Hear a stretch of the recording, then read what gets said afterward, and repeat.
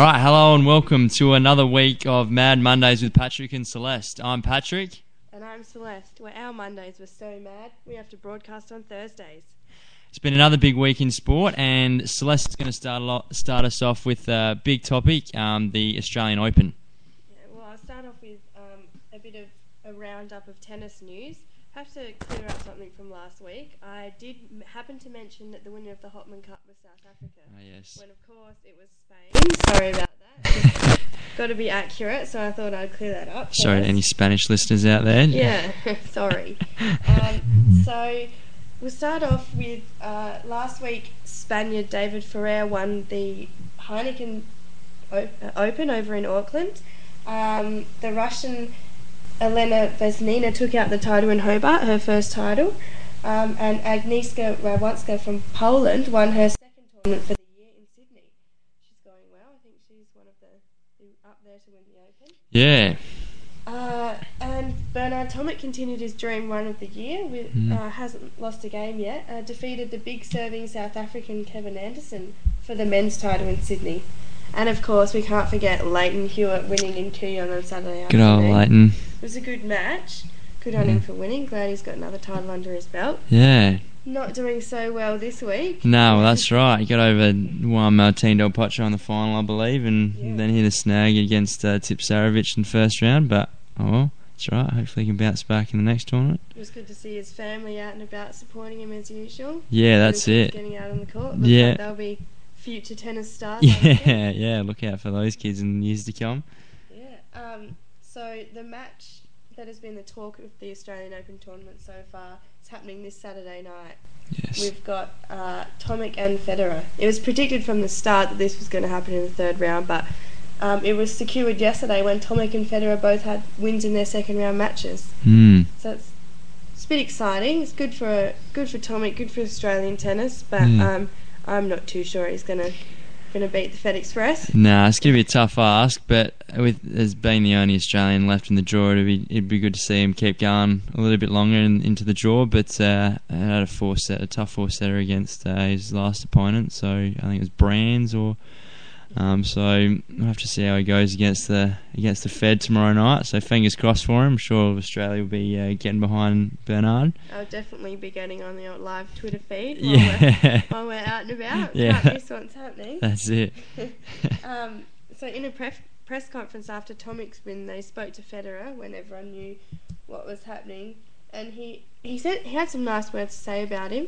Said that to me, he seems to be more of a guy that likes to be on centre court playing against the top guys, feels like he belongs there. I think it's going to make it easier for him to play me, that was a nice thing to say. But he also said, hopefully we're going to live up to the expectations and live up to the match. Hopefully it's not going to be a bad match. I don't want that to happen. Well, no one does really. Yeah, well, that's it. I suppose a bad match for him would be losing. Yeah, well, that's exactly right. Australian viewers. Yeah, well, it might turn out to be another five-setter. We've had plenty of them in this Australian Open so far. Might have to set the TV on record. That's it. But I think Tomic has a bit of confidence on court, which some players lack early on, and because he's so young, I think he'll definitely be up there for a while. Just because he doesn't have to gain that confidence. If he's already got it, goes in there with going to win, go get an attitude, he'll be definitely do well. He's just got that bit of arrogance about him. It's It's annoying for some, but good for his tennis. Well, that's it. I guess there's that fine line. If you can keep that, it's good to have that bit of arrogance, but there's a line. You don't want to seem too arrogant and have too much of an ego. But hopefully, as long as he keeps it under control. Well, that's it. As long as he can keep it in check. Yeah, that's it. Exactly right. And Serena Williams, did you see her slip over in the first round? No, I didn't, but I heard about it. Yeah, she fell on her right ankle, but still, that was in the first set at 4-love. Still managed to play out the rest of the game. Looked like she was pretty much walking around for the rest of the game and managed to win 6-love, 6-love, the double bagels. So she's a freak. On fire. Is a freak. Can play tennis. And in her second round match, she split her lip during one of the points. Yeah, apparently she's smacked herself in the face with her tennis racket. And still managed to win 6-2, 6-love. Jeez. I have a feeling, I haven't quite looked at the draw, but her v Radwanska in the final. If that happens to work out, I reckon that could be it. I reckon Serena Williams probably a good tip to get on. I reckon for the Australian Open title. Just wonder what injury she'll have in her next round. Yeah, well, that's it. Broken finger or Yeah. What else has she got? Yeah, that's it. But Sammy Stosur finally ended her losing streak. Won in the first round. Yeah. Unfortunately, lost in the second round after having match points. Yeah, 5-2 up, I believe. Yes. Yeah. That was right. Yeah. Yeah, it is disappointing, and obviously with all the Australian support, you'd assume that she'd do better on home soil, but it seems that she does her best work away from Australia. Maybe that extra pressure gets to her a little bit. I don't know, but she needs to. I did see in a conference afterwards, she said the mental demons get inside your head, start saying different things. So yeah, it's a mental game, definitely. Oh yeah, it's a physical game. Like all sport, really. Once it gets in your head, it's can throw you off big time. Did you happen to see the first round match between James Ducky Dugworth and Ben Mitchell? No, I didn't. I saw his second round game, but I didn't see his first round game. But by the sounds of it, it was a marathon. Yeah, they're best mates. Both study at the Australian Institute of Sport in Canberra, and they're both 20 years old. Practice together, know everything about each other's game. So it would have been tough, but they managed to compete like they were strangers. Still, tough 5-setter, was over 4 hours. James Duckworth came out the winner, but yeah, you couldn't tell right till the very end. No, that's it. And Ben Mitchell, of course, the brother of Luke Mitchell, for the home and away supporters out there, plays Romeo. Not that he wants to live under his brother's shadow, but that's what they say. Seen watching him a few times, but he'll be definitely making a name for himself. Yeah. I'm also enjoying seeing the interviews from Andre Agassi that they're playing. Like, they show little snippets of him reminiscing about his tennis days and show some old footage in between games, at the start of coverage each day, at the end of coverage. So it's been interesting to reminisce about that. Yeah, well, such a great player. He'd definitely have some good stories to tell. Sure. Would have thought. So I reckon that's probably about it for tennis. What have you got for us? Well, the other big Australian sporting news at the moment is obviously the cycling, with the Tour Down Under heading to Adelaide beginning on Sunday, I believe. So the Australian Classic, I think, around the streets of Adelaide's taking part on Sunday. So to open up the event. So obviously with all the, as we mentioned last week, all the cyclists here now, it's they're all sort of starting to get in the swing of things. They've all been out on the course and sussing out the course in the week just been in the 40 degree heat. So yeah, especially I think a bit of a shock to the system for some of the European riders who've probably just come from freezing temperatures. Yeah. So some of the people to look out for this year, obviously Andy Schleck, who had a bit of a horrid run with injury in 2012, didn't race in the Tour de France and missed a fair chunk of the 2012 season, looking to get his career back on track in 2013 and kickstarting his cycling the calendar year at the Tour Down Under. We've also got Andre Greipel, who's won the Tour Down Under on 2 previous occasions and's got multiple stage victories. I think he's going after Aussie sprinter Robbie McEwen's records of most race victories this year, I think, which is 11, I believe. You've also got blokes like Philippe Gilbert, who's come off who's currently holds the rainbow jersey after winning the World Championship late last year. Blokes like Stuart O'Grady, who's coming back for goodness knows how many events he's been in now.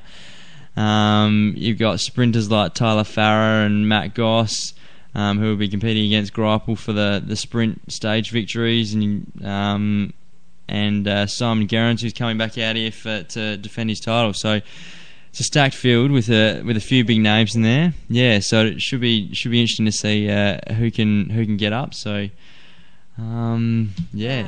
dare we bring up the topic of Lance Armstrong? Oh, Lance Armstrong. Once again, big news this week.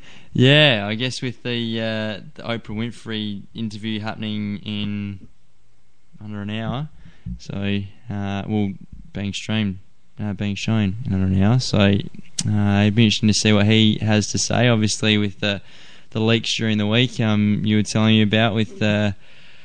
He's apparently he's going to make a full confession, so it'd be interesting to see what he comes out with. Have you got any thoughts on the matter? Well, I think that the person who leaked the information probably isn't going to keep their job for much longer. Yeah, that's it.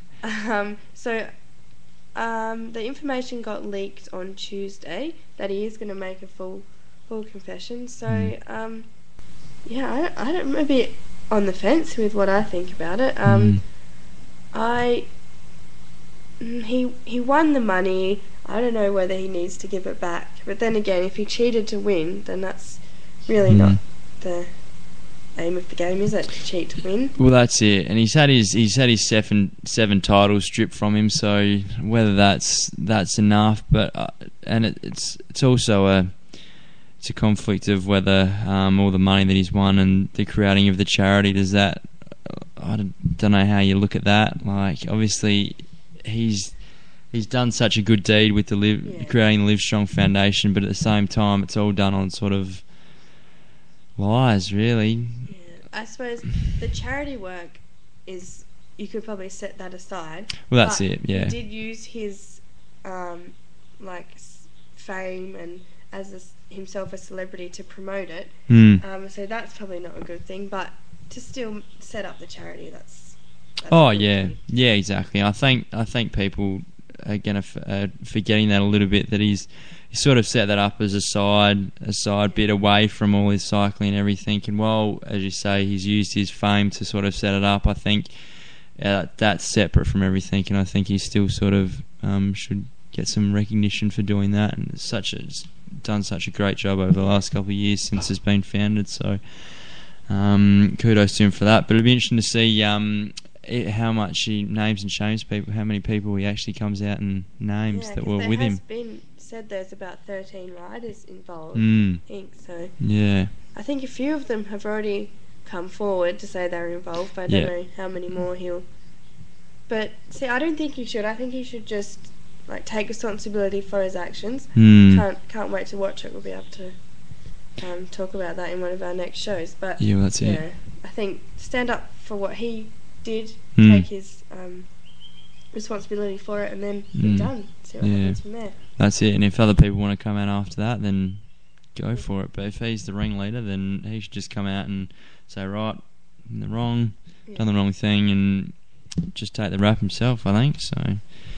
Have you got any cricket news for us? Always cricket news in summer. Obviously, with the Test series finishing in the last couple of weeks, the one-day international series has begun. There's been 2 games so far. The first game in Melbourne and the second game in Adelaide. So the series is currently tied at 1-1 after Australia winning the first game pretty convincingly, and then Sri Lanka reversing it in the second game and having a pretty convincing win down here in Adelaide. So Phil Hughes managed to, in his first game in the one-day team, managed to knock up 112 off of 129 balls, which was good. So first ever player to make a 100-on debut in a one-day international for Australia. So that's good news for Hughesy. And also another South Australian bloke, Kane Richardson, making his debut down here in Adelaide. Not quite as successful, making a golden duck and being taken out of the attack for 3 warnings for running down the danger zone on the wicket. But that's all right. At least he got a crack in the Australian team, which just shows that his hard work for the Redbacks is starting to pay off, which is good. So hopefully he'll smarten up for the next game. Well, that's it. Yeah, I think he's been dropped for the next couple, but hopefully, I'm sure he's only next game, I should say. Yeah, that's it. I'm sure. He's only a young bloke, so I'm sure we'll see plenty of him in the future with the likes of Pattinson and Cummins as well. So, so the game 3 starts today up in Brisbane. So, be a new look side. You got Michael Clark back and Matthew Wade and David Warner. So, hopefully, some of the people that have been complaining about not having the full side, hopefully, will get around the boys and hopefully they can get a win in game 3. Yeah. Yeah, and also the Big Bash starting to come to an end with the 2 semi-finals on Tuesday and Wednesday nights. Brisbane Heat surprising many by beating the top finishing Renegades. I think they won by 15 runs with Luke Pommersback making an unbeaten 112 to lead the heat to victory, with Ben Cutting taking 3 wickets. And the Scorchers having a win over at the Wacker by 8 wickets against the Melbourne Stars. So Melbourne Stars started very well in that game. I was having a look at it on Foxtel. They started off really well and were probably stitched a bit by the rain. They were on target for 200 plus, and until it started raining and reduced 18 overs. So Cameron White and Brad Hodge leading the batting there. White making 88 and Hodge making 74. But the Scorchers, with a reduced total, came down to the last ball. So Sean Marsh leading the way for them, making 68. And the last ball, the Scorchers needed 3 runs to win, and Melbourne Stars bowled no ball. So, and then the free hit got hit for 4. So unlucky circumstances there. But bad luck for the Stars. But congratulations to the Scorchers in the heat for making the final. And might be the last time we see Shane Warne on a cricket field as well. Apparently, rumours have it that he's told his star teammates that he won't be returning to the Big Bash next year. So you might have seen Warnie for the last time. Did seem that his mate Liz Hurley told a journalist where to go. They were walking, I think, through an airport. Yeah. And she turned around and there was someone following them. She had a microphone, and then she turned around and told her to, I don't know, take a hike. Yeah. Oh. Probably a bit worse than that, but yeah, that's a bit. Yeah. I mean, you're in the spotlight. You've got to be able to deal with it. I was going to say. Yeah, but unfortunate. Just a journalist trying to do their job. Well, that's it. You would have thought she's had plenty of years with paparazzi and whatever following her around. Surely one Australian journal or wherever she was wouldn't have hurt. But I guess once you've spent plenty of years in showbiz, I guess it starts to get annoying after a while. Yeah. But and in local cricketing news, the South Australian under-19s won the World Championships yesterday, narrowly defeating WA and Tasmania in the round-robin tournament. So that's good. So congratulations to those boys. And also, do you know any players? Yeah, we had one Glenelg boy, Benny Bullymore, who was a batter in that side. So I think he got a bit of a crack and made a few runs. So congratulations to Benny, and congratulations to Trav Head as well, who's the captain of that side and Redbacks listed player. So hopefully we see some more young South Australians in the Australian side eventually. Well, that's it. Hopefully those boys can push into the Redbacks side and then start pressing their cones for Aussie selection as well. And then obviously leading on from that, the new Premier League competition that's being talked about being introduced into the South Australian grey cricket, which will consist of 4 Adelaide teams, a Northern Territory team, and possibly a Canberra team as well. They're talking about this morning. So not the most popular of ideas amongst the grey clubs, but I think Saka seems pretty keen to push ahead with that. But so it'll be interesting to see where that leads in the coming weeks. So I think all the presidents were having a vote start of this week or start of next week. So it'll be, I think the way they were talking, it was going to be 13-0 in favour of not having the Premier League. So I guess time will tell, see what happens. But interesting to see. About having a similar thing in AFL, like a reserves type league, is that similar? Off the wrong track? It'd be similar, I think. What with the Adelaide and Port Adelaide having reserves sides, I think it's slightly similar. Yeah. I think the idea of the Premier League in the cricket is to try and pull all the best players out, and then so they've got like an area where they can just hand pick players straight and put them straight in the South Australian side, so they're performing on sort of a slightly higher level than A grade is at the moment, so you can sort of take them straight up and put them into the Redback side. I think that's so it'll be similar to your reserve sides for the AFL, because you want people playing to the set gameplays that you have for the Crows or the Power. You want them playing rather than playing under someone else in the SNFL and someone else's game style and playing out of position and whatnot. So I guess in that situation it'd be kind of similar. So yeah, might be a few changes in sport. Yeah, well, that's it, yeah. Now, we've got some good news about Adelaide 36ers over the weekend. Yes, I believe you've got some good news to report.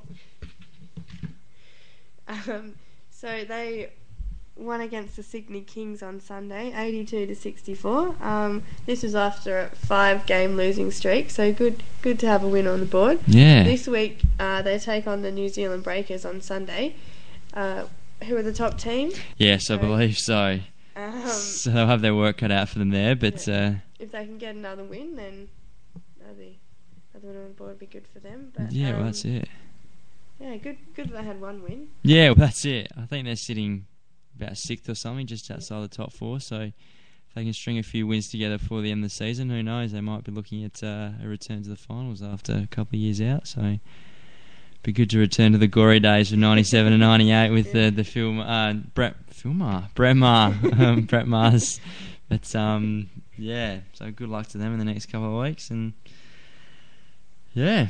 And the soccer as well. I think Adelaide United taking on the Melbourne Hearts tonight. Adelaide United are currently sitting second, I believe. So hopefully they can continue on their winning way and push towards an A-League title. So, now, was there any trouble? Because I heard there was going to be tough security at last week's Adelaide game. Yes, I believe there was some security problems at the Adelaide United games. I think fans have been complaining about overprotective security guards. I think a little bit being a little bit sensitive to certain issues, but I guess with all the outbursts you have in soccer, it's probably not a bad thing to be overprotective with all your flares and whatever that get sent off and whatnot. So I guess you'd rather be overprotected than not protected enough, I guess. But yeah, so yeah. I think that's probably all we've got time for this week. I think so, and next week we'll probably have some more information on the Lance Armstrong saga, and we'll be able to have a bit more of a talk about that. But thanks for tuning in again. Yeah, thank you. You're listening to Mad Mondays with Patrick and Celeste. Thank you.